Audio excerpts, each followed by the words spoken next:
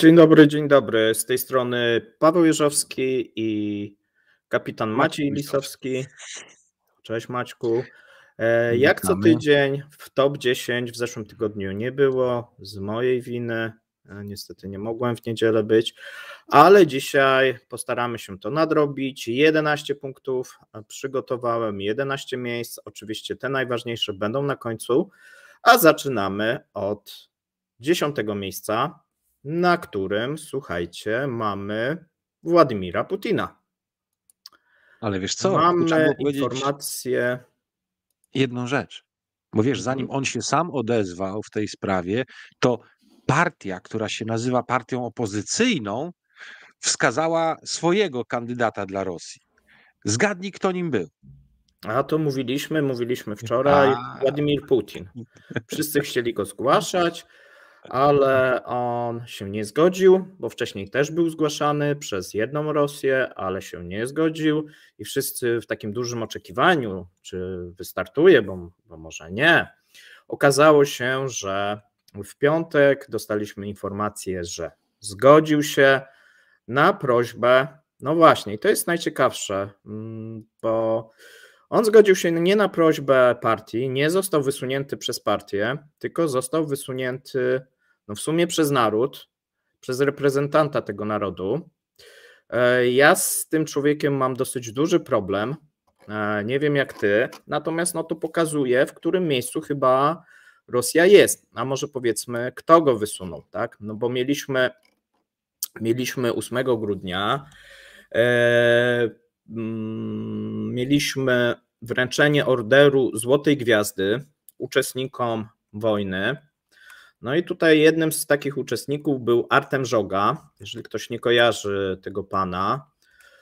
To jest dosyć znany zbrodniarz DRL-u. Teraz został on bohaterem Rosji, jest wielokrotnie odznaczany. No, w czym się wsławił? Wsławił się dosyć dużym okrucieństwem, no i można powiedzieć wieloma zbrodniami wojennymi i torturami, jeżeli chodzi o udział w operacji ukraińskiej. Czy taka propozycja od tego typu człowieka miała być sposobem na steroryzowanie narodu, żeby go poparli? Nie no, miało pokazać, że to wiesz, że po pierwsze on uzależnia przyszłość Rosji, bo tam też mieliśmy taką wypowiedź podczas tego wręczania, że przyszłość Rosji zależy od wyniku operacji specjalnej. On cały czas nie używa tej wojny, tylko operacji specjalnej, która ma wyznaczyć miejsce Rosji na świecie. No i tu oczywiście osoby, które biorą w tej operacji, są bohaterami. No i tu oczywiście batalion, no bardzo taki w sumie, zobacz, też nacjonalistyczny, tak, no bo oni odwołują się do takich haseł faszystowskich, więc chyba nawet bardziej na prawo od jednej Rosji. Gdzieś pewne podobieństwa widziałbym z tymi oddziałami od Prigozina. I Rusicz, ta organizacja. Tak. No, jak dla mnie wygląda to bardzo dziwnie. Widać tutaj też, że władza stawia na takie bardzo nacjonalistyczne hasła, jeżeli chodzi o obecny czas i przyszły czas, co jak gdyby będzie pokazywać, w którą stronę dyktatura chce zmierzać. Ja przypomnę, jak to wyglądało w najczarniejszych dniach po wybuchu wojny niemiecko-radzieckiej w 1941 roku. Nagle wyciągnięto z zamrażarek hasła Rodina, za Rodinu, ojczyzna się pojawiło, mać Rosja, mateczka Rosja, rzeczy, które były kompletnie przez 20 wcześniejszych lat po rewolucji październikowej usuwane ze świadomości rosyjskiej. Ale jak to było potrzebne, to się wtedy nagle okazało, że komunizm czerpie pełnymi garściami z tego dorobku nacjonalistycznego wcześniejszego. I teraz, patrząc na mechanizmy, jakich próbują używać, albo raczej wdrożyli, czyli ta mobilizacja gospodarki wszelkimi sposobami, regulacja wszystkiego, która następuje w gospodarce w coraz większym stopniu. Kobiety na traktory wtedy, a teraz do fabryk w zastępstwie za facetów, którzy są gdzie indziej albo ich już nie ma. plus wszelkiego typu działania propagandowe, sięgają po to znowu pełnymi garściami, to są sprawdzone wzorce. I to jest też element tego, że musi istnieć jakaś, nikt nie wie co to, skąd się ta siła wzięła, jakaś reprezentująca naród, i nagle jak oczywistą rzeczą było, że jak naród prosi, to on nie może odmówić. Nie, to akurat typowo rosyjskie, że to musiał być poproszony, nie to, że sam przecież się zgłasza, tylko tutaj prosił i piąta kadencja, tak, i naród prosi. Tylko wiesz, no ten przedstawiciel narodu bardzo specyficzny, jak dla mnie. Kontrowersyjny, tak.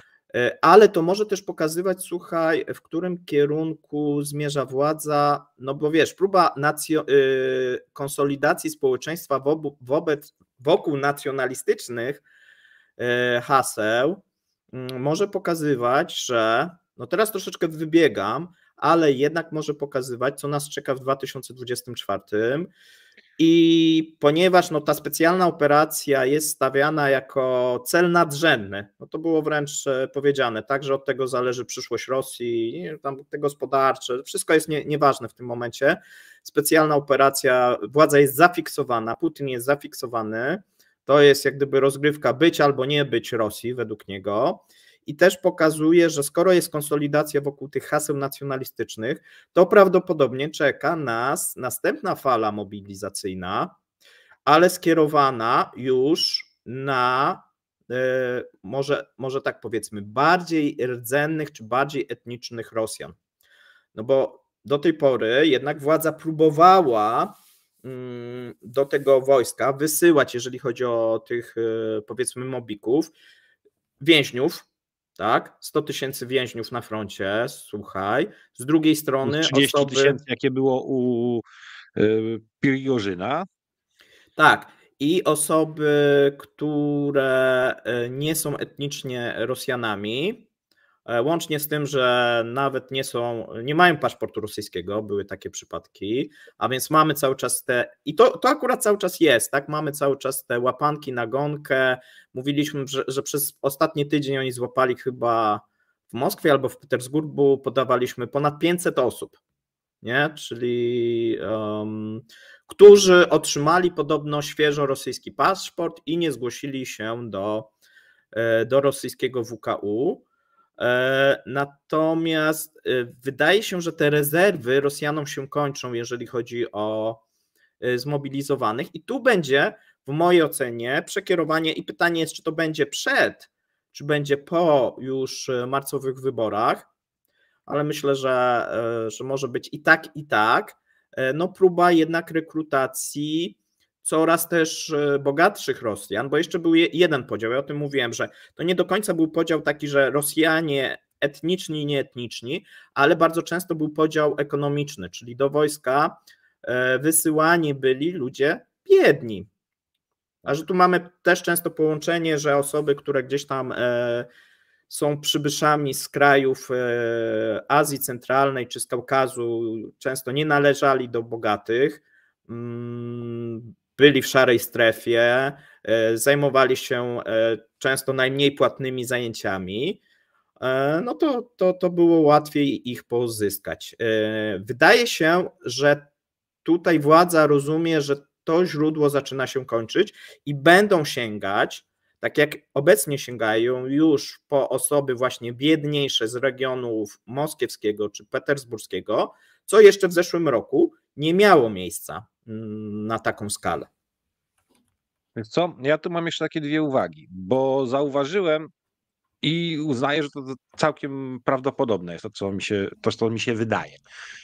W ostatnim czasie zaczęli w mocnym stopniu stawiać na mobilizację w inny sposób. Żeby nie było hasła pełna mobilizacja jako dekret federalny, zaczęli naciskać na to, aby te wszystkie republiki wchodzące w skład Federacji Rosyjskiej zaczęły same prowadzić działania mobilizacyjne, które wtedy są robione na niższym szczeblu jako decyzja własna republiki wchodzącej w skład federacji, a nie rządu federalnego, dzięki czemu nie nazywa się tego mobilizacją o skali powszechnej, tylko jest to inicjatywa oddolna tych republik, żeby pomóc wspaniałemu krajowi związkowemu, jaki istnieje, a dzięki temu nie trzeba robić federalnych papierów na to wszystko. Nie ma psychozy tego, że aż trzeba robić pełną mobilizację, czyli to ta specjalna operacja wojskowa wymknęła się spod kontroli w tym zakresie. I 3, inne koszty, bo wtedy zostaje to w budżetach tychże republik. I wydaje mi się, że oni tą ścieżką w tej chwili się posuwają, żeby uzupełniać te braki w ludziach. To prawda, posuwali się, wiesz, bo to, co znajduje się obecnie, to ta machina w miarę dobrze działała, zresztą mówiliśmy, że się bardzo poprawiło od zeszłego roku, ale właśnie teraz zaczyna sięgać dna, bo tam widzimy, że jest coraz większe problemy mają te regiony, jeżeli chodzi o mobilizację. I tu spodziewałbym się, szczególnie, no pytanie jest, wiesz, co stanie się w zimę, bo Rosjanie na pewno będą chcieli próbować przełamać front ukraiński i taka próba będzie i przy udanej próbie, jak oni zakładają, pytanie jest oczywiście, co dla nich będzie udaną, bo to też można różnie definiować, na pewno będą poszukiwać na wiosnę kolejnej fali zmobilizowanych. Oczywiście pytanie, w co wyposażą i tak dalej, to są, ale mówimy o planach, bo zawsze rozróżniajmy w Rosji dwie rzeczy i u nas często są mylone plany z rzeczywistością. Tak? Oni planują i to się mówi naprawdę bardzo szeroko, że to nastąpi w 2024. Pytanie jest tylko kiedy, bo już się nie pyta, ludzie się nie pytają czy, tylko kiedy, czy to będzie właśnie, wiesz, okolice, żeby na wiosnę się przygotować i na tą ofensywę, powiedzmy letnią, czyli w zimie coś próbować przełamać, tu sukces ogłosić i w lecie spróbować tu przejąć już taką na pełną skalę, zacząć prowadzić ofensywę. Takie są plany. Rzeczywistość oczywiście może to zweryfikować i to, co mówimy często, że Rosjanie mają takie plany, potem się okazuje, że z tych planów no nic nie zostaje.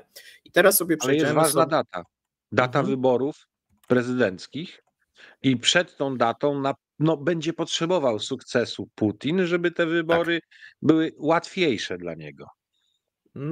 Tu wiesz, no to jak to w Rosji, on chce, wiesz, do tych wyborów przychodzić jako zwycięzca. Do tej pory na tym froncie nie szło. Co prawda u nas teraz się przekonuje, że Rosja wygrywa, natomiast no realnych zdobyczy nie ma, tak? Ten front stoi, mamy pad, Ukraińcy się bronią. Jest klincz po prostu. Jest klincz, tak? I ja nie widzę tam jakichś, wiesz, większych ruchów ani w jedną, ani w drugą stronę, szczególnie, że teraz warunki nie sprzyjają, tak, do jakichkolwiek większych ruchów. Natomiast, wiesz, też zależy wszystko od pogody, bo jeżeli będziemy mieli silne mrozy, no to ta ofensywa, powiedzmy, zimowa będzie miała warunki. A jeżeli się okaże, że będziemy mieli odwilż, błoto i nie będzie silnych mrozów, no to Rosjanie mogą planować, ale tego nie zrealizują, nie? A więc to też zależne jest w dużej mierze od pogody. Na razie przynajmniej wygląda na to, że te mrozy mogą być. No ale to się może zmienić, jeszcze byśmy tego tak mocno A jedną nie rzecz planowali. sprawdziłeś, bo pamiętajmy, kiedyś musiał być przerywnik w postaci Miedwiediewa, żeby zachować zgodność wyborów z konstytucją. 2 kadencje były Putina, Miedwiediew, znowu 2 kadencje Putina, a teraz ta 5. kadencja już znieśli, to już może, tak. Już nie będzie z tym problemu. Już dawno znieść, tak. To dożywocie. Tutaj już jak gdyby konstytucja mówi, że już może, wszystko jest jak najbardziej legalnie. Natomiast przejdźmy teraz do 9. punktu, 9. miejsca. No i znowuż mamy plany. Mamy plany Kamaza, który planuje wyprodukować w przyszłym roku, tu mi się coś źle zrobiło, 15 tysięcy ciężarówek, czyli zwiększyć swoje możliwości 3-krotnie. No i to wydawałoby się, że jest nawet realne, ponieważ mają bardzo niską bazę za 2022-2023, gdzie tak naprawdę wyprodukowali, w tym roku wyprodukują 5 tysięcy, nie jest to jakoś dużo, a mają problemy od zeszłego roku, bo No Mercedes im się wycofał, czyli tam mieliśmy, jak to się nazywało, ta spółka joint venture KAMAZ Daimler, KAMAZ Rus. No i tej spółki w tym momencie nie ma. Te udziały nie są zupełnie wycofane przez Niemców, ale zawieszone i teraz są we władaniu Rosjan. No niemniej nie ma komponentów, nie ma wielu podzespołów. Rosjanie już w zeszłym roku zaczęli borykać się z problemami, musieli też zawiesić częściowo produkcję. Teraz ta produkcja działa, natomiast pojawiły się marki chińskie na rynku rosyjskim. I o ile mówiliśmy o tym często, w przypadku osobowych samochodów Chińczycy nie są za bardzo zainteresowani tym rynkiem, to w przypadku samochodów ciężarowych są. No i tutaj nie tylko są jak gdyby plany Chin, ale dane za 2023 wskazują, że ta ekspansja następuje. Tutaj mamy takie, ja nie znam dobrze tych marek, no ale mamy dane z produkcji Shackmana, która się podwoiła, i Citraka, który zwiększył ją 4-krotnie. I już w tym momencie marki chińskie stanowią większość rynku rosyjskiego, jeżeli chodzi o samochody ciężarowe. To tak ja znam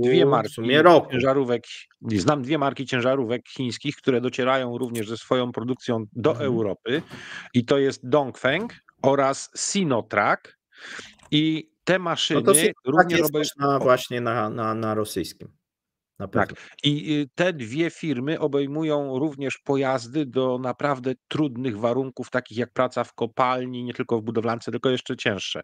I jeśli one dają sobie radę w dosyć trudnych warunkach chińskich, zwłaszcza ten zachód Chin, gdzie jest górzysto, albo raczej są góry wręcz, jest bardzo ciężki teren, i one zdobędą sobie uznanie w Rosji, to myślę, że rosyjscy producenci będą mieli wielki problem, bo cenowo nie będą w stanie zejść do tego poziomu, jaki dają Chińczycy, a jeśli tylko te maszyny się tam u Rosjan sprawdzą.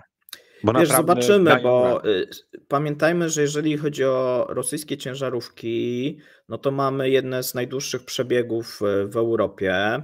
Ten park maszynowy nie był wymieniany przez COVID, a potem po COVID-zie nie wymienili, a potem wojna, to znowuż nie wymienili. No i muszą wymieniać. Już widzieliśmy w tym roku, że zaczęli wymieniać właśnie na marki chińskie, pomimo tego, że ta sieć serwisowa jeszcze chińska no była bardzo ograniczona, ale Chińczycy dużo zrobili i zwiększają tą sieć serwisową. Tak jak mówię, w osobówkach to zapomnij, nie? To nie są w ogóle zainteresowani, ale tu są zainteresowani. Dlaczego? Dlatego, że no przez kilka lat jeszcze ten rynek ciężarowy będzie dla nich perspektywiczny. I to z dwóch powodów, i cywilny, i wojskowy. Przemysł, no ale tak, wojskowy, no ale przemysł, tak, no przemysł wojskowy potrzebuje, przemysł cywilny, który wspiera też często przemysł wojskowy, też potrzebuje, no te towary trzeba będzie przewozić czymś, a odległości w Rosji są dosyć duże. I tutaj zapotrzebowanie, nawet patrząc, że rynek rosyjski ogólnie dla Chin jest mało perspektywiczny, to nie dotyczy to do końca ciężarówek, tak? A więc to zainteresowanie jest i tutaj myślę, że będziemy mieli bardzo silną ekspansję chińskich marek. Zobaczymy, czy KAMAZ sobie poradzi, bo do tej pory, zobacz, on sobie radził, jeżeli chodzi o tutaj tą konkurencję tych firm, powiedzmy, zachodnich, ale nie było jeszcze tak naprawdę, znaczy no oczywiście były te marki chińskie, ale nie było takiego zainteresowania, natomiast no teraz no będą się musieli liczyć z bardzo silną konkurencją chińską. Zobaczymy, czy KAMAZ sobie po prostu poradzi, bo może ja mieć myślę, problemy. że na tym też spróbuje skorzystać Białoruś i jej MAZ oraz Wolat, to jest ta seria pojazdów, która też obejmuje cywilne warianty ciężarówek, i zresztą bardzo dobre, bo sprzedawane do wielu miejsc na świecie. I nie zapominajmy jeszcze o jednym rynku w tym wszystkim. Autobusy.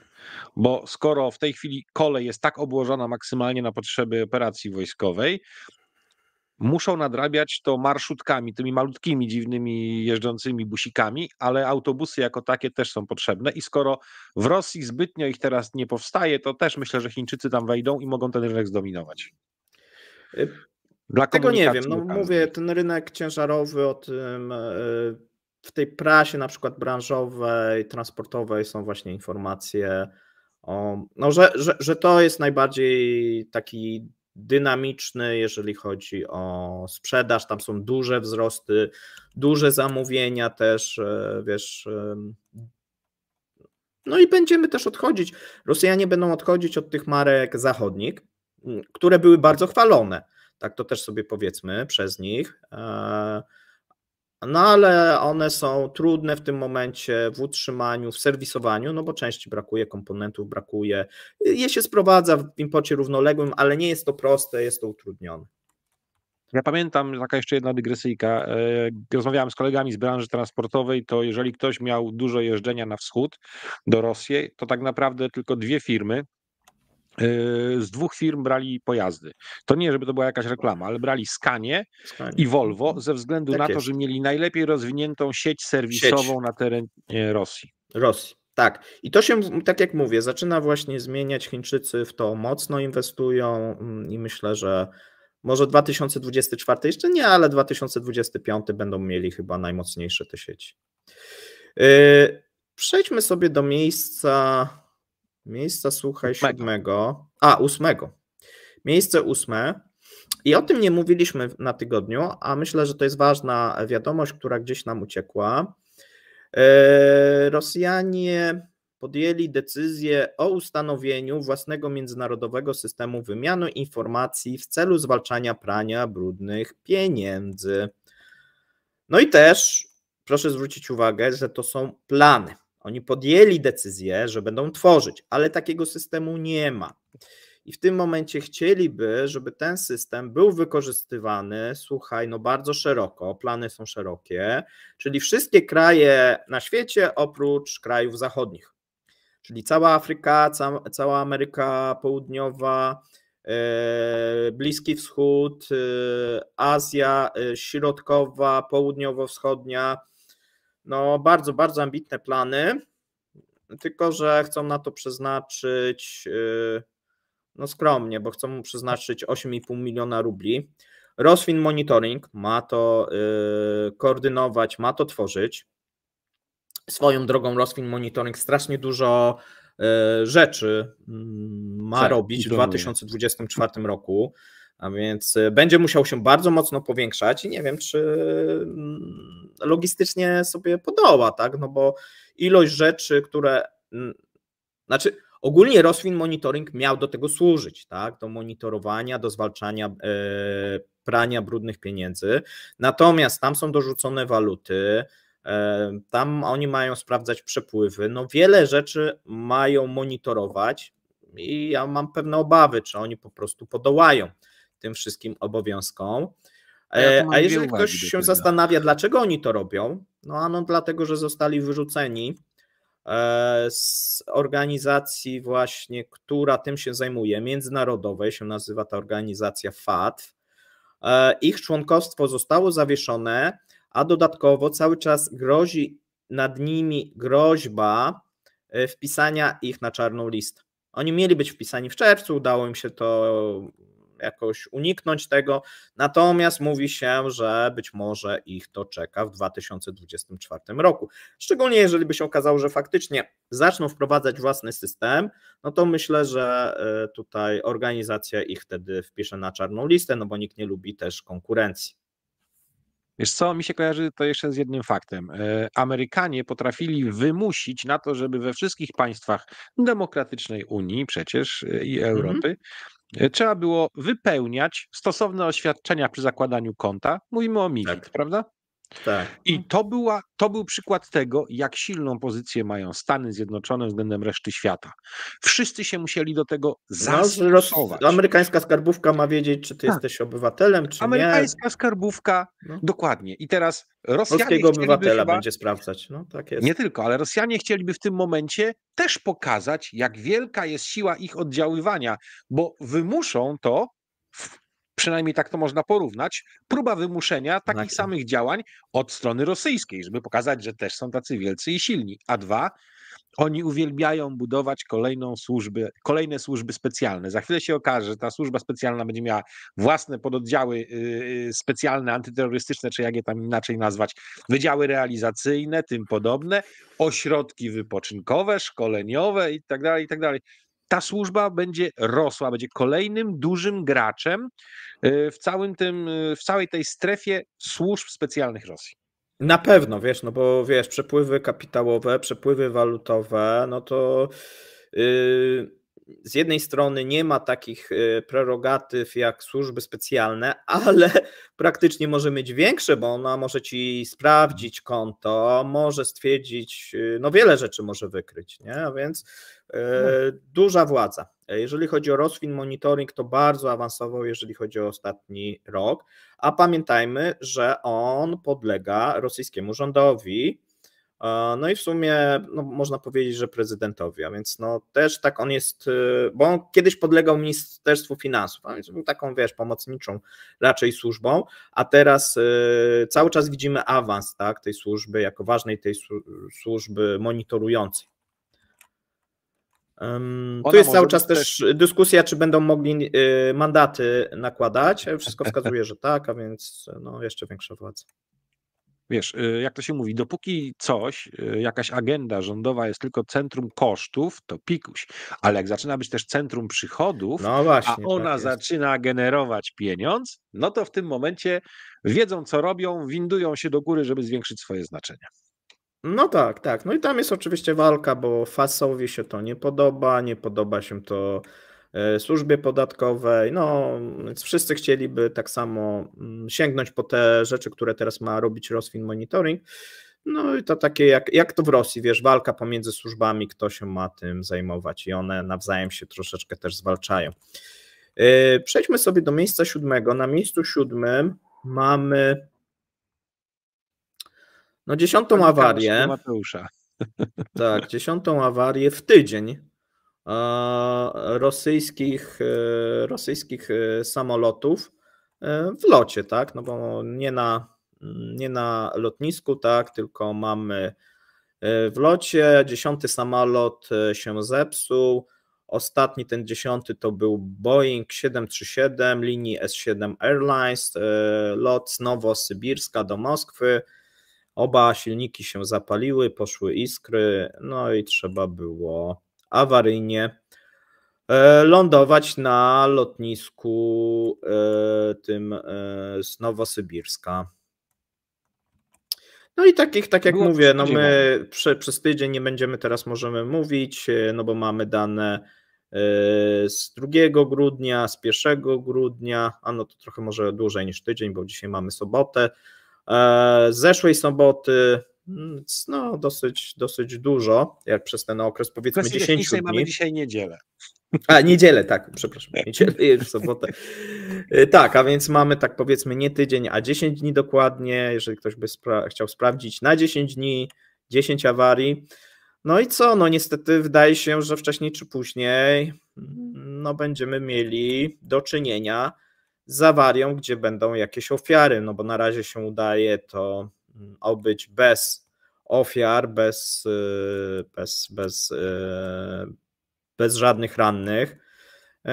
Natomiast no w którymś momencie ta dobra pasa albo zła pasa się pogłębi, tak? No i można liczyć się z tym, że już nie uda się awaryjnie lądować gdzieś na polu, czy zawrócić, tylko no mogą być jeszcze groźniejsze awarie. Tak, to jest raz. Na pewno będzie ograniczana liczba lotów, czyli siatka połączeń rejsowych zapewne ulegnie zmniejszeniu. No i zostaje pytanie, czy dumny naród rosyjski będzie chciał skorzystać z samolotów produkcji chińskiej, które przecież właśnie są kończone, jeśli chodzi o proces certyfikacji i tak dalej, no ale tam też są komponenty z Zachodu i czy Zachód wyrazi zgodę na to, żeby takowe samoloty na przykład w razie czego sprzedawane z tymi bebechami do Rosji były, czy też nie, a to zawsze pamiętajmy, to od Rosjan kupowali Chińczycy samoloty. Jak teraz się sytuacja odwróci, to będzie dziwnie. No ale już w ciężarówkach się tak zdarzyło, więc i tu jest to możliwe. Jaki jest jeszcze efekt uboczny, bo o tym nie mówimy? No na przykład dzisiaj 30 lotów odwołanych lub spóźnionych i to tak w dzień mamy ogłoszenia. Bardzo coraz rzadziej samoloty latają o wyznaczonym czasie. To jest, zaczyna być taką praktyką. No i tu są jak gdyby dwie rzeczy. Oczywiście te problemy techniczne tych samolotów, no i druga rzecz, ataki dronowe, które również utrudniają szczególnie te poranne loty, tak? Bo najczęściej one są w nocy, te ataki, i te loty, które były zaplanowane na rano, są najczęściej przekładane lub odwoływane. Ale to jest też wygodna w tym momencie wymówka dyżurna. Tak. Zawsze powiedzieć, że drony leciały, musieliśmy przełać, a tak naprawdę będzie chodziło o coś innego. Cóż. Wiesz co, no jak patrzę na przykład, bo Komiersant codziennie chyba podaje informacje, więc rzuca mi się, że codziennie, tak, mamy tam 20, 30, 40 samolotów, tak, jeżeli chodzi o samą Moskwę. Pozostałe, podejrzewam, mamy podobnie, tak, jeżeli chodzi o Petersburg przykładowo, czy jakieś inne miasta. Być może jest tego mniej, najwięcej tych odwołań oczywiście jest w Moskwie, no bo mamy kilka lotnisk, to jest raz, no i oczywiście sporo, mamy tutaj większy ruch, jeżeli chodzi o stolicę.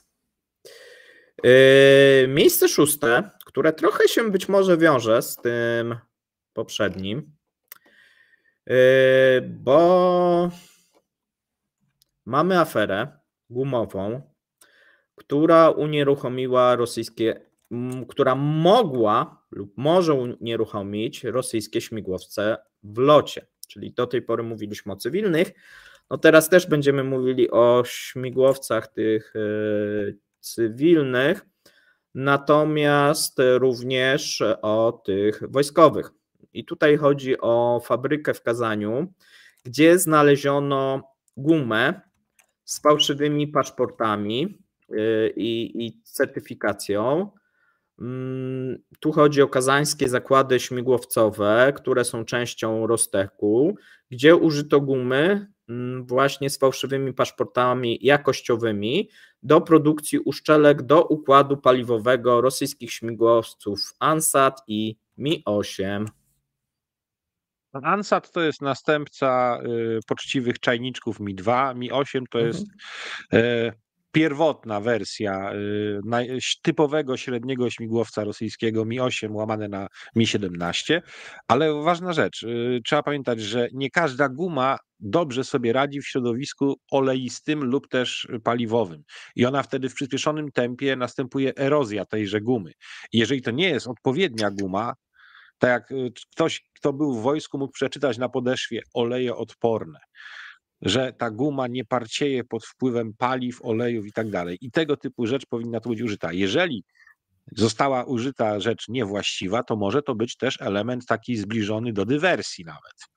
Wiesz co, no wada materiałów została wykryta przez kontrolę wewnętrzną. Widać, że Rosjanie też coraz więcej kontroli wewnętrznych muszą zlecać, żeby sprawdzać tą jakość. No i my wiemy, wiesz, to co się przedostaje też do prasy, a o iluś kontrolach i, że tak powiem, wynikach tych kontroli się nie dowiadujemy. Wydaje się, że to jest coraz częstsze. No i to wynika znowuż z tego, że Rosjanie prowadzą wojnę. No i cały czas, tak jak to w Rosji, są żądania zwiększenia produkcji, a możliwości produkcyjne są ograniczone. My mówiliśmy o tym, że Rosję w tym roku już na jesieni widzieliśmy przestoje i problemy związane z tym łańcuchem dostaw, że one się blokują. I nie wiemy, czy tutaj, jeżeli chodzi o te uszczelki, te gumy, wynikało z tego, że ktoś chciał dodatkowo zarobić, to pewnie tak, ale być może oni zamówili albo chcieli zamówić, a musieliby czekać. No to stwierdzili, mają na stanie, to już ma powiedzmy 7 lat, no to może w sumie, wiesz, no wyprodukują, a że któryś tam co jakiś będzie defekt, no to oni się kiedy dowiedzą? Być może nigdy, nie? A być może któryś tam spadnie, czy coś się stanie, no ale to różne. Ale to będą i tak straty wojenne, no to może więc nie wiesz, no. A mamy cały czas przecież te informacje, że podczas tych szkolnych lotów, jeżeli chodzi o i śmigłowce, i samoloty, no mamy dosyć częste te awarie. Więc no tutaj też może wynikać z tego, że komponenty, które są używane do produkcji czy do remontów, no nie są odpowiedniej jakości, no i potem efekt jest taki, że mamy jakiś wypadek, nie? A podejrzewam, że wiesz, ja nie jestem tu specjalistą, ale podejrzewam, że jak ten śmigłowiec się rozbije jeszcze na wrogim terytorium, no to raczej nikt nie będzie dochodził, że tam gumy były stare, tak? Tak. Żadna komisja nie przyleci, żeby zbadać. No nie przyleci, nie będzie, wiesz, tam badać i rozpatrywać, tak? No to takich, te straty przecież śmigłowców codziennie jakieś spadają. My myślimy, że zestrzelenia to czasami mogą być też na przykład awarie. Więc nie wiemy, jaki jest tego proceder. No bo oczywiście, co Rosjanie powiedzieli? Rosjanie powiedzieli, i to też ciekawe, że te wadliwe wymienili.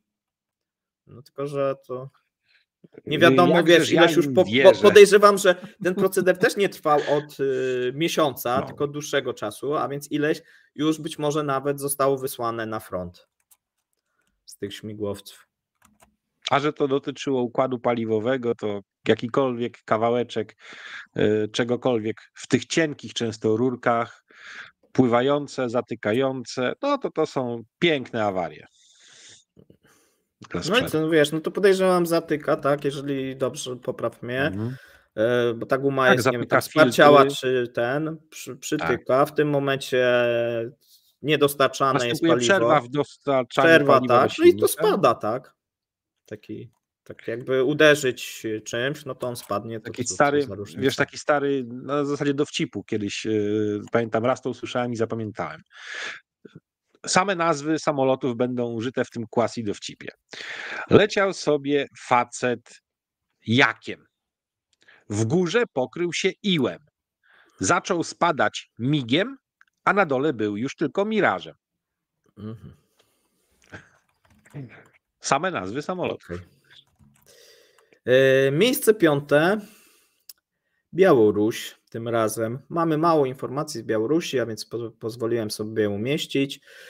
Białoruś przyjęła nową ustawę, która zakłada wzrost podatku dochodowego do 25%, z 13%, ale tylko dla części osób, dla osób, które zarabiają powyżej 240 000 polskich złotych, to jest mniej więcej na rosyjskie 5,5 miliona rubli, w przypadku tych białoruskich, no to jest tam trochę podobnie jak te polskie złote. I tutaj według białoruskich władz nowy podatek dotknie od 8 do 9 tysięcy osób. A to jest tak jakby dowód na to, że w tym kraju socjalizm nie musi działać, pewnie go nie ma, jest nawet gospodarka kapitalistyczna, skoro są tacy bogaci ludzie, nie? Tak, natomiast to pokazuje, że Białoruś zaczyna mieć problemy, no bo z jakiegoś powodu sięga się po te środki, a wyborów nie ma na Białorusi, ani wiesz, no nic się nie dzieje, co by wskazywało, że z powodów politycznych trzeba tutaj budować narrację, że się zabiera bogatym, co mogłoby sugerować, że są problemy, jeżeli chodzi o dochody. Natomiast no tutaj rosyjscy eksperci, bo ja pierwotnie znalazłem to w rosyjskiej prasie, wątpią w sensowność i w efektywność tych zmian. Dlaczego? Dlatego, że najczęściej te osoby, które tyle zarabiają, to są właściciele firm. Bardzo często. I tutaj istnieje duże ryzyko, że ci właściciele firm przeniosą się do Rosji. Być może też do innych firm zagranicznych, natomiast najłatwiej będzie przenieść się do Rosji, gdzie ten podatek dla bogatych to jest 15%, nie? Bo oni też mają 13% i do tej pory te systemy były w pewien sposób powiązane, a tworząc tak wysoką różnicę, no to masz w Mińsku tą firmę, no to zarejestrujesz go, pojedziesz do tego Petersburga i tam sobie przerejestrujesz, także tam będziesz, nie? tutaj dla tych Białorusinów zdobyć w tym momencie rezydencję rosyjską nie będzie problemem. A więc tutaj należałoby się spodziewać, że sporo firm białoruskich, być może, a szczególnie ich właścicieli, zmieni miejsca rejestracji.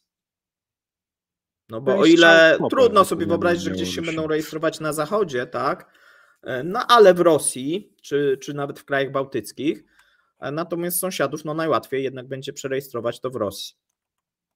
No to strzał może się okazać, że władze białoruskie no dosyć mało z tego zobaczą. I drugi problem, który tutaj się pojawia, no to jest inflacja. Do tej pory inflacja oficjalna, mówię w Rosji, na Białorusi 4%, natomiast większość ekspertów mówi, że w tym roku według tych rosyjskich ekspertów ceny żywności, leków podrożały od 10 do 15%. Czyli widzimy, że no i to oni wskazują, że to jest spowodowane i też powiązane z rynkiem rosyjskim. Że ponieważ w Rosji jest inflacja, tak, i ona jest wyższa, no to również ma to wpływ na ten rynek białoruski, no bo skądś te towary gdzieś również przepływają z tej Rosji, nie? A Rosja jest ważnym partnerem handlowym. No i masz dalej Europę, no tam akurat też towary nie tanieją, a więc no tutaj tych towarów białoruskich nie jest wystarczająca ilość, żeby pokryć to zapotrzebowanie, szczególnie jeżeli na przykład chodzi o leki. No a więc widzimy, że te ceny zaczynają rosnąć. No i przyszły rok wskazuje, że być może zaczną się problemy. W tym roku tam mamy narzucone maksymalne ceny przez reżim, dlatego wiele firm zaczęło zmniejszać opakowania, czyli mamy ten taki decreasing i te opakowania, to co widzieliśmy w Polsce, co widzieliśmy w Rosji, przy czym w Rosji przyjęto ustawę, że są normy na poszczególne opakowania, czyli nie można sobie sprzedawać teraz dowolnych i to już jeszcze nie weszło, ale bodajże chyba, poczekaj, albo weszło od 1 grudnia, albo od 1 stycznia to wchodzi, że masz normę i jakie mogą być opakowania, czyli na mleko, jakie możesz produkować, że tylko litrowe lub 2-litrowe i tak dalej, nie? A nie możesz na przykład 900 ml robić opakowań. W Białorusi czegoś takiego nie ma, chociaż myślę, że można się też spodziewać podobnego rozwiązania w przyszłym roku. No mi się też zdaje, że napędza inflację białoruską to, że Rosjanie przy swojej inflacji, widząc, że towar z Białorusi jest tańszy, na pewno jest pewien nieoficjalny import z Białorusi, czego się tylko da, bo jest na czym zarobić w Rosji w ten sposób. Więc to też robi swoje. Tak. Zmniejsza się ilość dostępnego towaru. Natomiast no widzimy, że ten reżim być może w przyszłym roku wraz z problemami Rosji może też, a to jest mniejszy sporo rynek i może być bardziej podatny na różnego rodzaju zawirowania. A teraz przejdźmy do miejsca czwartego. Na miejscu czwartym no taki niemiły temat, ponieważ rząd rosyjski przewiduje minimum 70 000 inwalidów po amputacji rocznie i to przez najbliższe lata. Jest tam coś o źródłach tych amputacji? Z czym to jest związane? To są wypadki w pracy? Czy jak? Raczej nie są to wypadki z pracy, bo tutaj mamy no wręcz powiedziane, tak, że jest to związane z uczestnikami wojny na Ukrainie. O, to jest te 50% tego całego uzysku. No tak, no natomiast no wiesz co, no ja myślę, że to jest więcej, bo to znowuż patrzymy na ichnie dane. No większość jednak będzie z tym związana. Tak. Tutaj nagle wypadkowość, oczywiście wypadkowość pewnie też rośnie, jeżeli chodzi o te fabryki, szczególnie, że tam mamy tą pracę podkorek i na te 2 albo 3 zmiany. Natomiast no, ja bym liczył, że patrząc jak gdyby na inne dane, że tutaj ci inwalidzi no, będą głównie generowani przez wojnę toczącą. Okay. I to będzie jak gdyby problem, bo to będzie, wiesz, z każdego roku nowi. Są osoby często, wiesz, w Rosji też nie ma takiej kultury pracy dla inwalidów. Co też jest problemem, czyli te osoby będą na garnuszku państwa najczęściej, wiesz, mając jakieś renty wojenne, jakieś zapomogi, ale z każdym rokiem coraz mniejsze, no bo to zawsze jak to w Rosji, nie? Na początku coś dostaną, a potem z roku na rok będzie coraz mniej, coraz mniej, coraz mniej. Często na utrzymaniu rodzin, rodziny często nie chcą się nimi zajmować, no nie wygląda to w Rosji. Bycie inwalidą w Rosji to jest horror moim zdaniem. Podwójnie przerąbane. Tak, bo tam te osoby też są piętnowane, tak? To nie jest tak, że tym osobom się jakoś pomaga, wręcz odwrotnie. No, słynne słowo samowar w wykonaniu Marka Meissnera tłumaczy wiele w tym zakresie.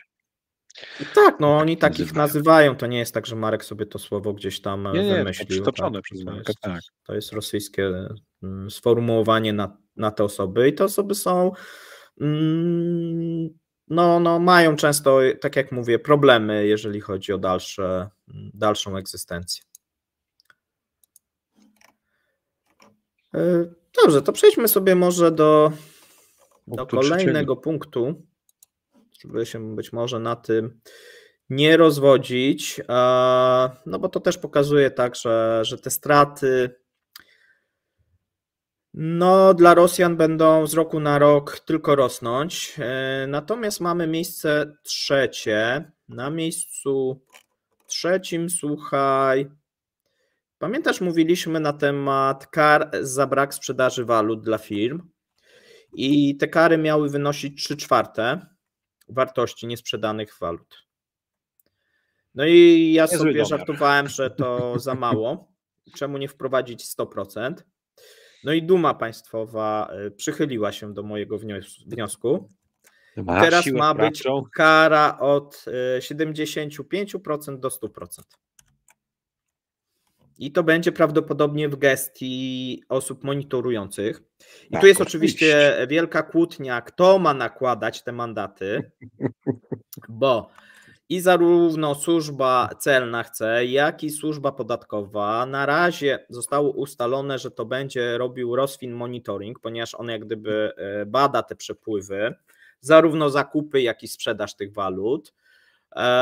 Natomiast to, co jest ciekawe, to że cały czas jest procedowane, że ustawa ma wejść w życie z dniem 11 października 2023 roku. Czyli już działać miałaby wstecz, pamiętajmy. Czyli na dzień dobry jest za co ukarać, ponieważ dużo firm zdarzą się firmy, które nie sprzedały wszystkiego wtedy. Tak. A dlaczego 11 października? Bo wtedy wszedł dekret prezydenta, a skoro wszedł, a nie było jeszcze, wtedy od tego momentu jest zakaz. Nie, że tak. No i posłowie to tłumaczą, skoro wtedy jest zakaz, no to tylko to, co oni teraz robią, to jest to prawo wykonawcze, które mówi, jak wielka kara ma być. Ale zakaz już od 11 przecież obowiązuje, tak? No i tak mniej więcej to w Dumie jest procedowane. Zobaczymy, czy koniec końców Putin się na to zgodzi. Natomiast jeżeli się zgodzi, no to może okazać się, że żadna firma w Rosji nie będzie bezpieczna. Nie będzie bezpieczna. Ale wiesz, jak oni się fajnie podpinają, ja myślę, że to będzie pasowało, jak się fajnie podpinają pod praworządność, bo zasada w prawie jest następująca, przynajmniej w prawie łacińskim, nie? Nie tylko. Lex specialis derogat lex regularis, czyli że ustawa specjalistyczna ma nadrzędną siłę względem ustawy ogólnej. Jeżeli w ogólnej się pojawiło 11 października, a szczegółowe wchodzą dopiero później, ale odwołują się do 11 października i będą realizowały wszystko od 11 października. Cześć jak czapka. Cześć jak czapka. Zobaczymy jak to będzie. Wszystko wskazuje, że firmy eksportujące, ja jeszcze przypominam, lista firm, które temu podlegają, jest tajna. To jest zupełnie takie... No już jest Kafka, pełny Kafka. Takie rosyjskie, nie wiadomo kto, nie wiadomo co, ale można mu zabrać wszystko, tak? Ale dokładnie, ktoś do ciebie przyjdzie, jak twój proces twojej firmy, jaki proces? Ja nic nie wiem. Ty nie musisz wiedzieć, ale proces się toczy. Tak, ale my wiemy, tak, jesteś na liście, tak.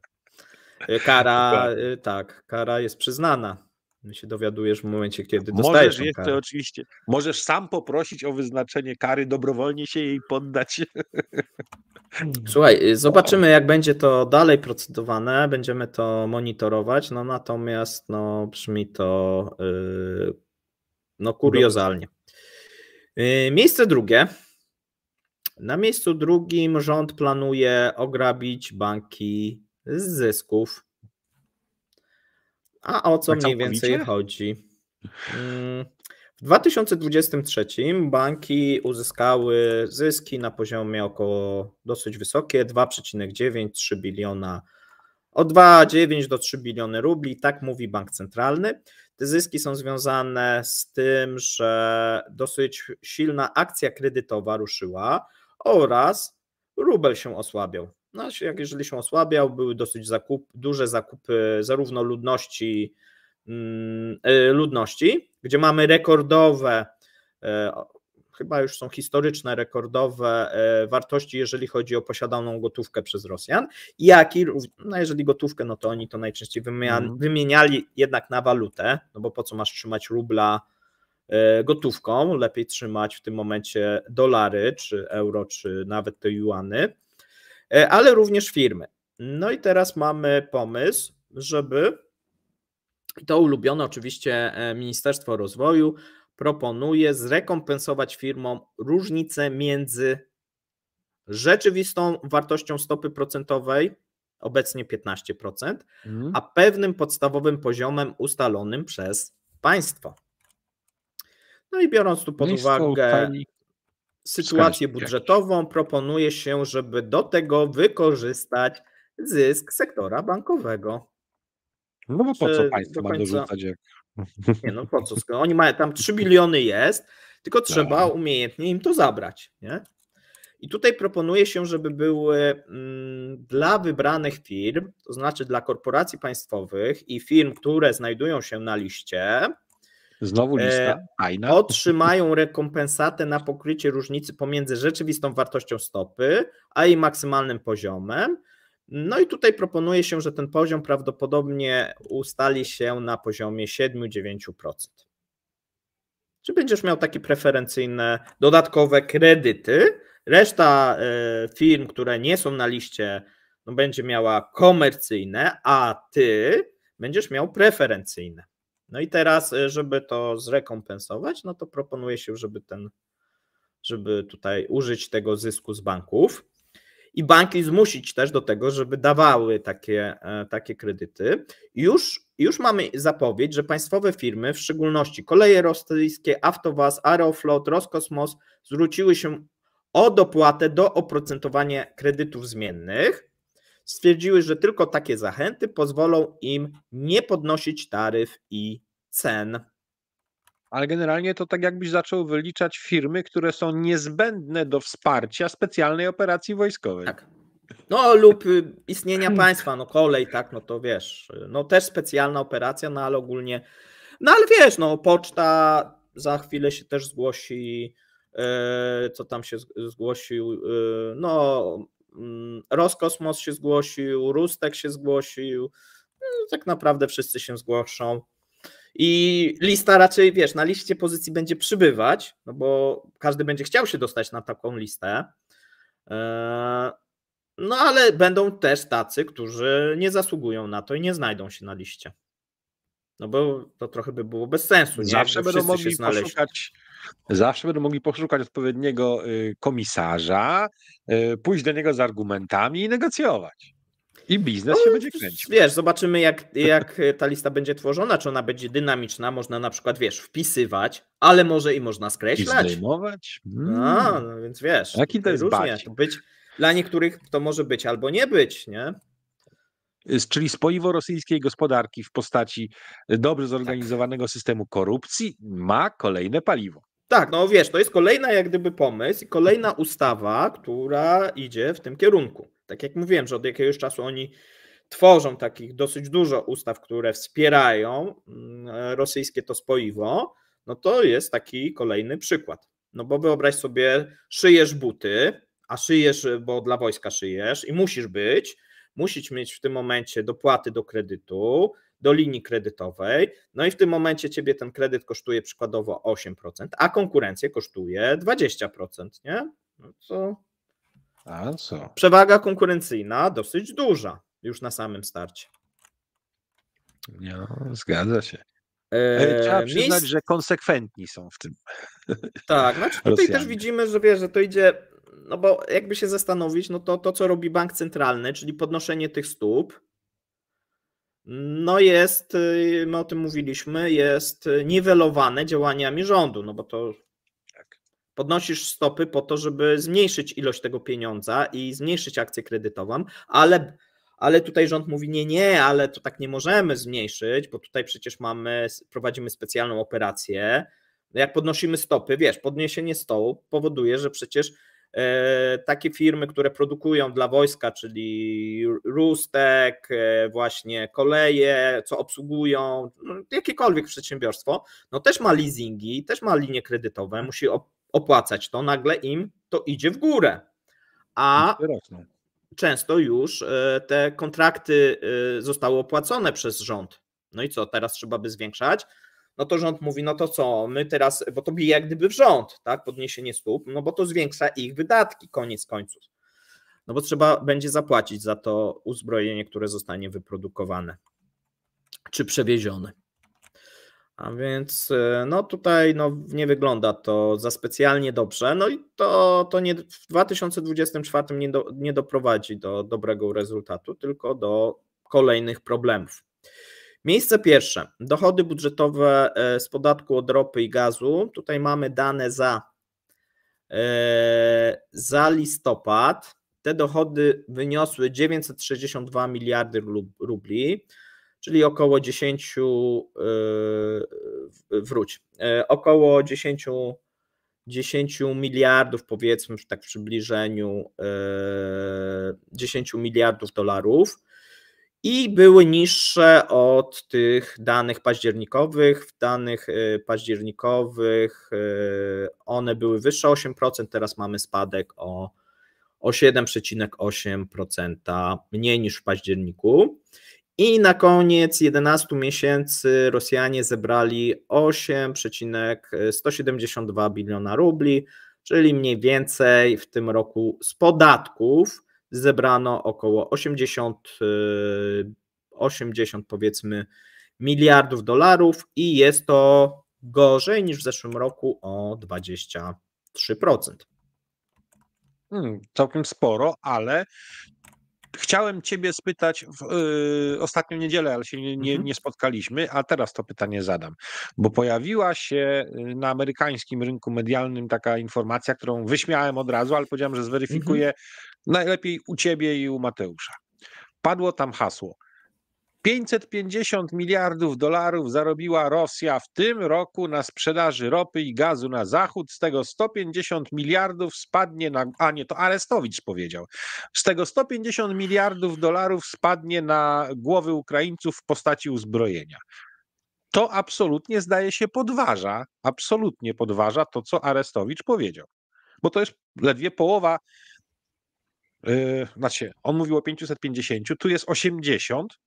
Nie, wiesz co, bo ludzie mylą w ogóle przychody z ropy firm, przeliczają sobie cenę baryłki cenę giełdową baryłki razy sprzedaż i se tworzą jakieś takie, tak jak w szkole podstawowej, weźmiesz cenę baryłki, weźmiesz mniej więcej produkcję i to często nawet nie eksport i mówią, że tyle Rosjanie zarobili, nie? To jest bardziej skomplikowane. Takie przeliczniki no nic nie dają. Pamiętajmy, że to, że Rosjanie na przykład cena jest wyższa czy cena niższa ropy wpływa na dochody z budżetu, natomiast te dochody są z podatków, tak? Mamy podatek ten główny od kopalin, gdzie jest uwzględniona cena albo Uralsa, albo Brent, w zależności, o tym mówiliśmy, w zależności co jest wyżej, jaki jest dyferencjał i tak dalej, bo tam może być Brent też uwzględniony, jeżeli dyferencjał jest za duży. Natomiast to się płaci od wydobycia, od sprzedaży. Mamy cła eksportowe, które są osobnym i to się płaci od eksportu, czyli jeżeli Rosjanie nie eksportowali na przykład paliw w listopadzie czy w październiku, bo mieli ban na eksport, no to przecież te cła eksportowe im spadły, nie? I o tym wszyscy zapominają, nie? Tak bo tak jest łatwo, no to jest medialne, tak przeliczysz, powiesz, no dobra, w październiku Urals był po rekordowej cenie, no to można powiedzieć produkcja razy cena, rekordowe dochody Rosjan. Ale tam wchodzi coś takiego, co się nazywa te dopłaty. Przypomnijmy, że dopłaty do paliw zostały przywrócone do 100%.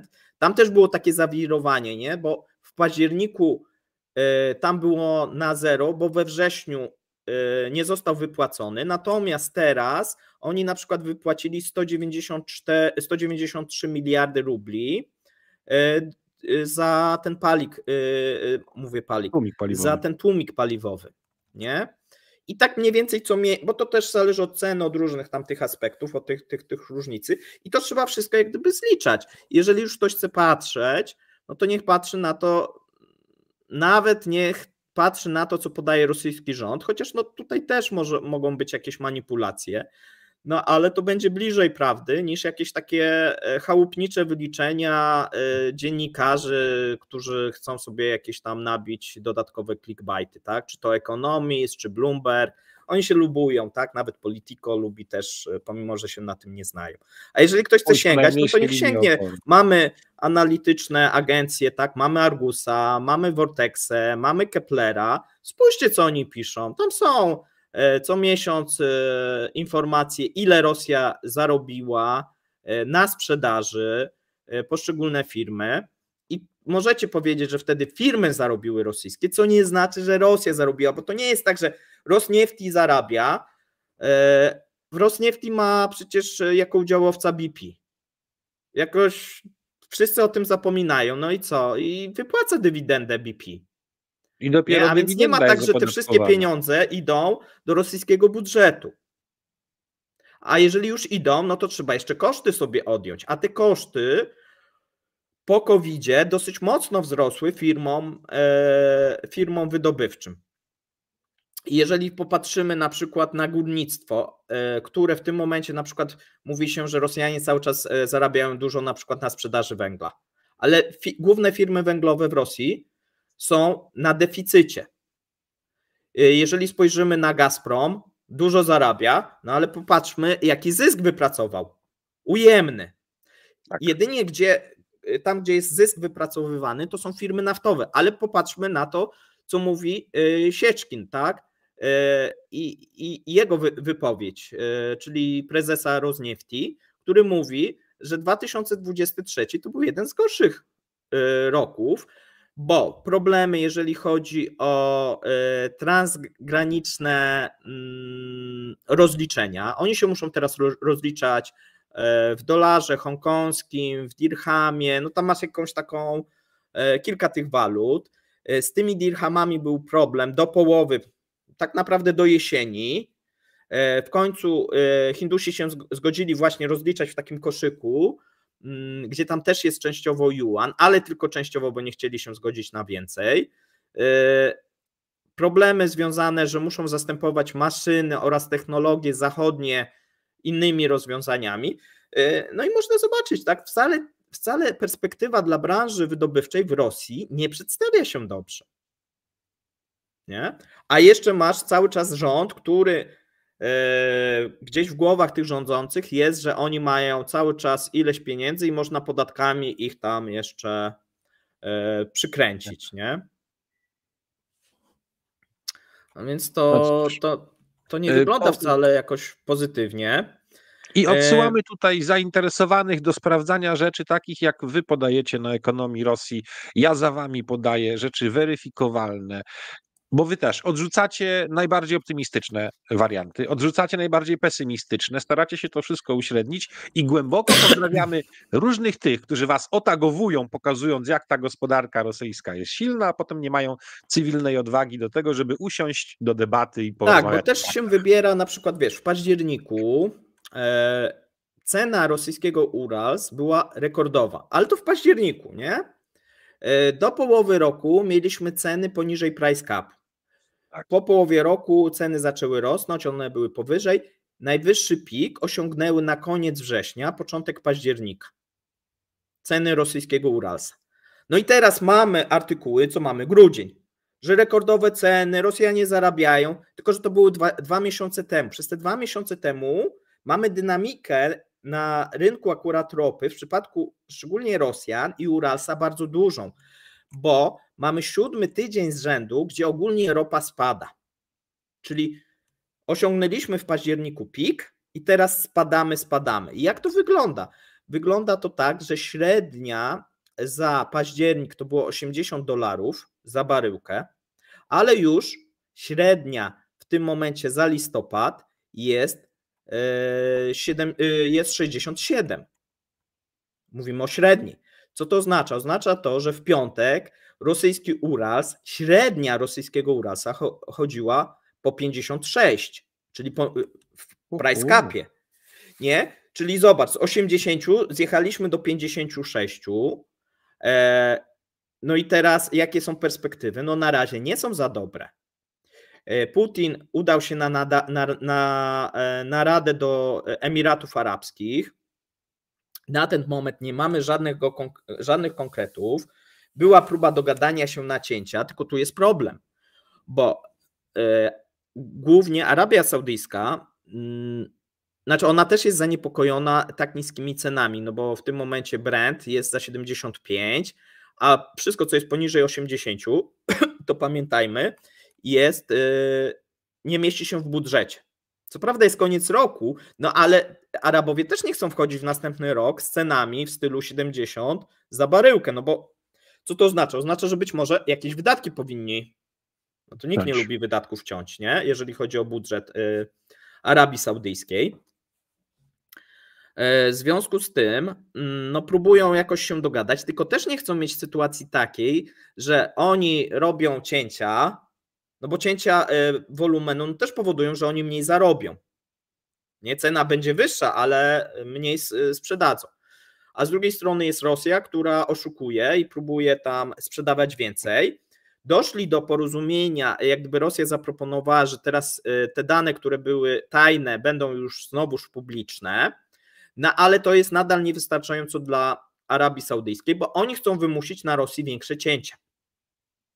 Żeby oni się więcej do tego dorzucali, żeby to było lepiej rozłożone. I masz jeszcze kraje afrykańskie, które nie są w ogóle zainteresowane cięciami, tak? Masz Angolę, masz Nigerię, tak? Ale nawet Kuwejt nie jest zainteresowany, nawet Emiraty przebąkują, że tak no nie za bardzo chcą w przyszłym roku ciąć i nie wiadomo jaki będzie popyt, bo tutaj też jest sporo niewiadomych. Do tej pory wszyscy się opierali, że te Chiny odbiją, no ale teraz się mówi, że te problemy chińskie mogą być większe niż się wszystkim wydawało.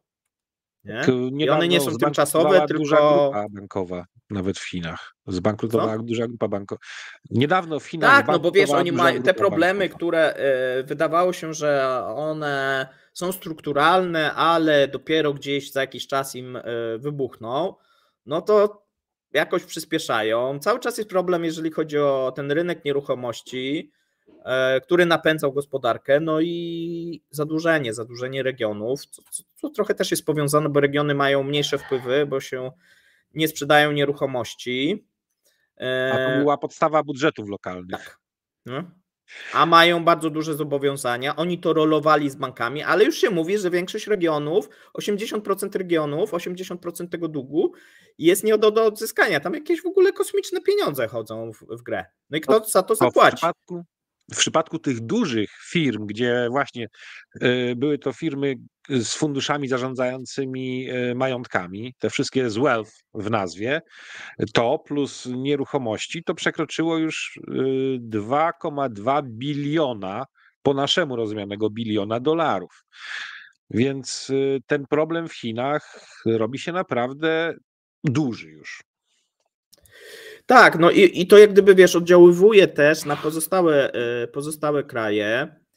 Wczoraj mówiliśmy na temat właśnie współpracy pomiędzy Chinami i Wietnamem, no i nawet widzimy, że do Wietnamu Chiny mniej eksportują, a mniej eksportują dlatego, że Wietnam mniej wysyła do Europy Zachodniej swoich towarów, a komponenty chińskie były jakimś tam częścią tego łańcucha.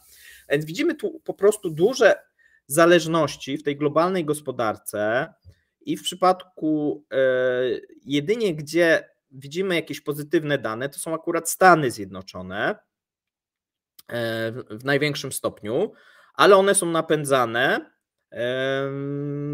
no, kilkoma rzeczami, na przykład produkcją ropy naftowej, gdzie Amerykanie w tym momencie są głównym wygranym, ich firmy są głównym, no i kanadyjskie też, nie? Głównym wygranym wyższych trochę cen w 2023 roku. Również. I też no, tej różnicy, tak, że ta rosyjska ropa tańsza, ich ropa, że tak powiem, mogła być dzięki temu droższa i wiele tych łupkowych odwiertów było opłacalnych, nie? No bo tam też musi być odpowiednia cena. Ale do tego jeszcze weźmy jedną rzecz, bo dostaję to od zwolenników rosyjskich cały czas. Tak, patrzcie, sankcje, a Amerykanie tak handlują tą rosyjską ropą. I powiem w ten sposób, jeśli ją kupowali poniżej price capu i sprzedawali ją potem, to ten zysk z tego wszystkiego nie trafiał przecież w postaci podatków do Rosji, tylko trafiał do Zachodu, czyli bronił demokracji. Jak dla mnie okej. Oni tego nie tak samo zrobić. Jak ropa, która była przerabiana w Indiach i która była wysyłana do Europy jako paliwa i to było z rosyjskiej ropy. No można powiedzieć, że pośrednio Europejczycy za to płacą, ale tak naprawdę no zmniejsza przede wszystkim zyski Rosjan, tak? No bo oni muszą to sprzedawali bardzo tanio, często z dużymi upustami, nadal z tymi upustami sprzedają do Indii. A tu chodzi też o to, żeby ilość ropy na rynku nie spadła, no bo jeżeli ona spadnie, byśmy wykluczyli teraz zupełnie rosyjską ropę, trzeba sobie z tego zdawać sprawę, to ona i tak by była sprzedawana, ale ceny by poszły w górę, nie? No bo tutaj rynek szuka równowagi, nie? Potrzebuje tej ropy. To nie jest tak, że możemy sobie wykluczyć i to będzie tak działać cudownie. No tak to nie jest nigdy. Postępujące z przerwami ostatnio są kłopoty w dogadywaniu się USA z Wenezuelą, od kiedy zaczęła Wenezuela rościć sobie prawa do terytorium Gujany, zasobnej w ropę, ale te dwa miejsca to jest naprawdę potężny udział w światowych rezerwach ropy, a Gujana cały czas jej wydobycie rośnie, więc tym się też fajnie uzupełniają te ewentualne zmniejszenia produkcji rosyjskiej lub też saudyjskiej, a do tego wszystkiego jeszcze ich rosyjsko-saudyjski sojusznik obecny, czyli Teheran, czyli Iran, sprzedaje swoją ropę jak tylko może na potęgę, żeby poprawiać swoją wewnętrzną Teheran jest, Iran akurat w tej całej sytuacji jest jednym zwycięzcą. Firmy amerykańskie też, no bo mówimy Gujana. W Gujanie kto produkuje? No to mamy Exxon, tak? ExxonMobil i dlatego Amerykanie nie będą mogli odpuścić tej części, no bo to musieliby zostawić własną firmę, no nie wiem, co znacjonalizują ją Wenezuelczycy, czy jeżeli by tam wkroczyli. Wydaje się, że akurat ta kwestia tej Gujany to jest rozgrywka pomiędzy Wenezuelą a Stanami Zjednoczonymi i część jakiegoś nacisku Maduro na pewne ustępstwa ze strony amerykańskiej, bo nie wyobrażam sobie, żeby najechał na tą Gujanę, no bo to efekt dla niego byłby... Dla niego źle skończyło. No źle by się skończyło, tak. Natomiast no też by się źle skończyło prawdopodobnie dla amerykańskiej firmy, nie? Natomiast tu wszyscy by stracili, a więc wydaje się, że pewnie się jakoś tam dogadają. Ale wracając do Rosji, no tu będziemy mieli zmianę, która też będzie wpływała od stycznia już, bo o tym też zapominamy. Zmieniono 27 listopada Bank Rosji zmienił zasady zakupu walut do Funduszu Dobrobytu Narodowego. Czyli tą regułę do tej pory sprzedawał. Natomiast teraz, jeżeli ropa będzie powyżej $60 za baryłkę będzie kupował juany, a poniżej będzie sprzedawał.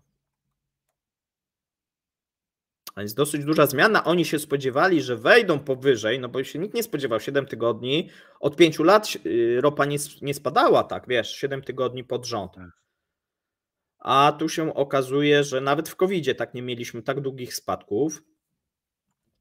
Natomiast no tutaj też mówiliśmy jakiś czas temu czemu i też mówiłem, że ta sytuacja na Bliskim Wschodzie nie wpłynie na tą cenę, tak jak Rosjanie się tego spodziewali i pisali, bo widzimy, że pomimo tego, że tam cały czas trwają walki, no to rynek zupełnie się tym jakoś nie przejmuje i po tych pierwszych zwyżkach mamy cały czas korektę i to mocno w dół.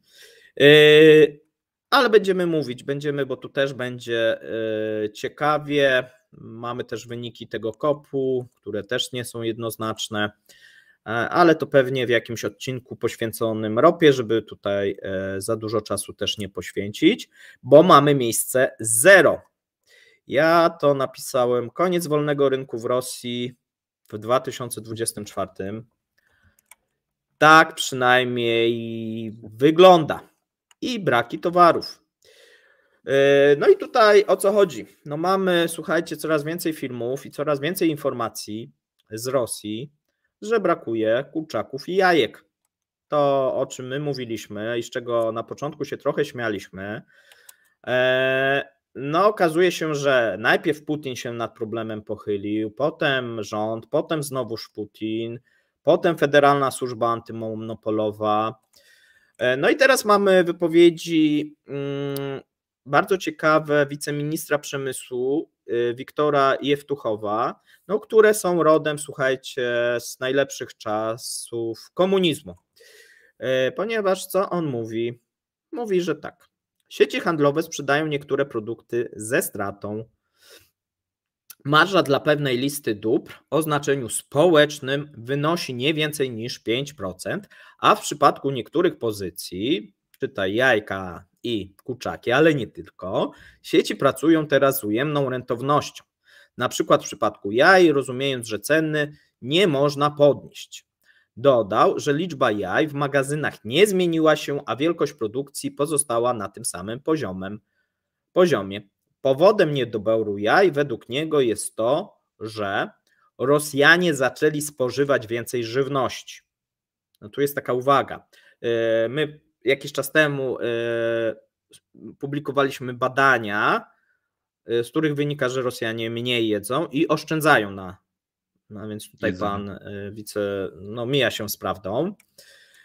A więc to nie jest powodem, znaczy, bo on chce powiedzieć, że więcej nie ma jaj, bo Rosjanie jedzą więcej jaj. Natomiast teraz są zwiększone zakupy i to jest prawda w tych sieciach, bo Rosjanie się boją, że ich nie ma. I wiesz, masz ten taki efekt tej paniki, że wykupują te jaja, pomimo, że może by tyle nie potrzebowali, ale skoro rzucili jaja i są dostępne, to trzeba kupić, bo za moment nie będzie. Tworzą się, słuchaj, dosyć długie kolejki, których no nie widziano w Rosji od lat 90. Co ja mówiłem na samym początku, przy 10. punkcie, o czerpaniu z wzorców z czasów Wielkiej Wojny Ojczyźnianej i regulacja rynku. Wtedy coś wspomniałeś, nie wiedziałem, co będzie punktem 0, bo nie zdążyliśmy tego wcześniej przejrzeć w materiału, no ale pięknie to klamerką się teraz spięło. Regulacja rynku, koniec wolnego handlu, a duże sieci, założę się, że są zdominowane przez jakichś rosyjskich oligarchów, a oni sobie nie pozwolą na to, żeby przez dłuższy czas tracić, więc co zrobią? Zwrócą się o rekompensaty. Tak, już wiemy, że rząd zarządził awaryjny zakup potrzebnych towarów, w tym jaj, na rynku tureckim i europejskim. Zobaczymy, jak to będzie realizowane, bo to wiesz, znowuż plany, pomysły, zanim to wdrożą, to jeszcze trochę minie. Nie wiadomo, ponieważ rząd chciałby zdążyć przed Nowym Rokiem. Wiesz, jak za komuny, nie? Że tam wiesz, przed świętami w Polsce statek płynie. Tak, statek płynie gdzieś tam zamówiony i to rząd jak gdyby rozpatruje, nie? Tak. Że to na jakimś tam KC, plenum, czy został ten statek, wiesz, zakontraktowany, czy nie, czy wiesz, te mandarynki, banany dopłyną, czy nie dopłyną.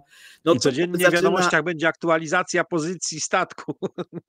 Tu zaczyna być, słuchaj, podobnie, tak, no. Mamy informacje, zobaczymy, czy z rynku polskiego też nie trafią te jaja, bo mówi się o rynku europejskim, co jest takim ewenementem. Na pewno z Turcji będą sprowadzać, pomimo że do tej pory eksportowali te jaja i te kurczaki, nie, no to teraz pewnie jakaś firma dostanie tutaj dotację, czy jakiś bonus od rządu i oni zakupią, nie? Zobaczymy też, jak to będzie dystrybuowane, bo jeżeli się okaże, że nie będzie odpowiedniej marży dla sieci handlowych, no to te sieci handlowe będą bardzo niechętnie, wiesz, dogadywać się, żeby wpuszczać to na rynek. Ja pamiętam jeszcze z waszych materiałów a propos afery jajcarsko-kurczakowej, że wiesz, w jednym miejscu pojawi się cały chicken.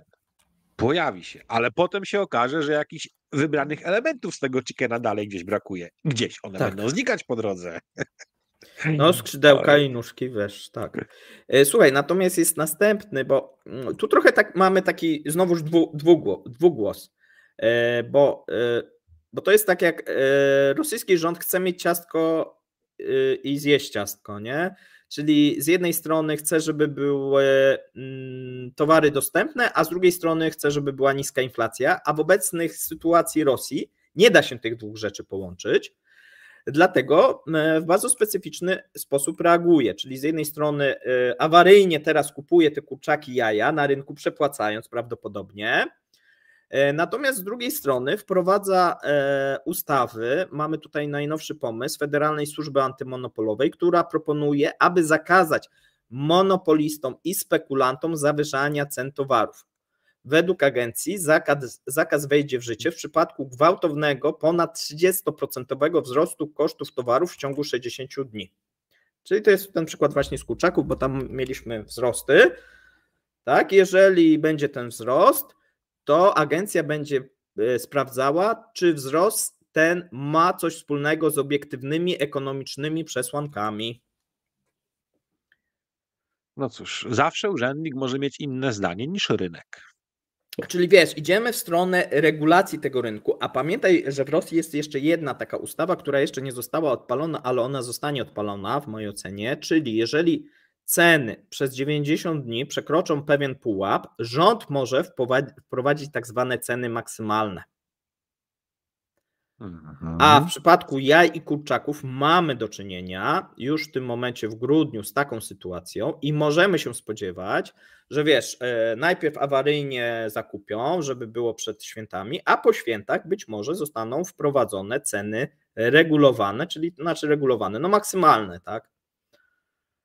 Bo takie doświadczenia mamy już z Węgier, mamy z Białorusi i tutaj myślę, że w tym, no i oczywiście z czasów komunizmu, myślę, że w tym kierunku będą zmierzać, bo oni chcą mieć niską inflację, a żeby mieć niską inflację, to według rządu trzeba dekret wprowadzić, tak? Czyli trzeba zmusić, używając swoich służb, żeby te ceny były regulowane, a jedynym sposobem, żeby wymusić, to są ceny maksymalne. No bo inaczej zawsze ci spekulanci i sieci handlowe będą dążyły do tego, żeby maksymalizować swój zysk. No a wiadomo, że tutaj kosztem społeczeństwa. Ja zaczynam się bać o polski rynek. Wiesz dlaczego?